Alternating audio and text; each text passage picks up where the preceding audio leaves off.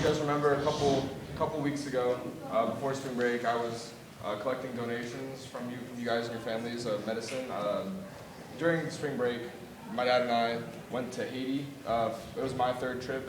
We work at a clinic there in the mountains, around an hour outside of the capital. So this is just a little presentation, I guess, to show you where your donations went. So this is the people who came on this trip. It was Dr. Ruth Johnson.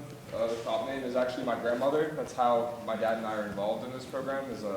My grandmother has been going for over 12 years and has just been doing this for a long time. We had a couple doctors came with us, two doctors. We had two nurses.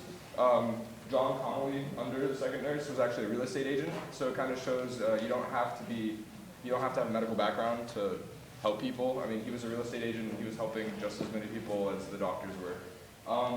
Besides myself and my dad, there was also a 16-year-old girl who went along, who was the daughter of one of the other doctors. And it was interesting. It was the first time that any other kid had been on the trip with me for a couple years. So it was kind of cool to see someone else my age. This is a small picture, kind of it doesn't even justify the amount of donations that we brought, but I mean, we had suitcases. I mean, each of us had our own suitcase, and then John brought 2 suitcases of dental equipment. So this is a little picture. The first night we're there, or one of the first days we're there, we take out all of the meds, we spread everything out that we brought from the U.S., and we check everything, the expiration dates are okay, and we sort it all, and we put it in the pharmacy. So that's kind of showing a bit.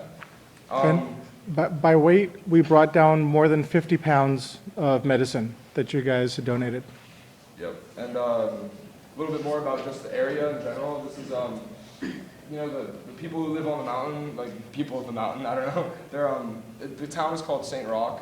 It's pretty, in terms of Haiti, it's pretty poor, so that means a lot. If you don't know, Haiti's the poorest country in the Western Hemisphere, has been for a number of years. And St. Roch is, I would say, one of the poorer towns in Haiti. It's in the mountains, a couple hours out of the city, and it's pretty rural. So these are kind of the farmers. That's the poorest of the poor, and they need our help.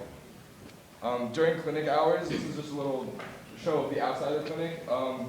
This is the actual clinic, and we had during clinic hours when people were being seen for whatever illness they had or whatever ailment. We allowed the kids. We had chalk. We had a bunch of games for them. We had board games, frisbee, soccer, and one of them was chalk. We let the kids just scribble all over the concrete of the clinic, because you take a hose to that stuff and it washes right off, and it's endless fun for these kids don't have a lot, so just simple playing with chalk. Even the adults were doing it. Just drawing. It's a little imagination, and it goes a long way.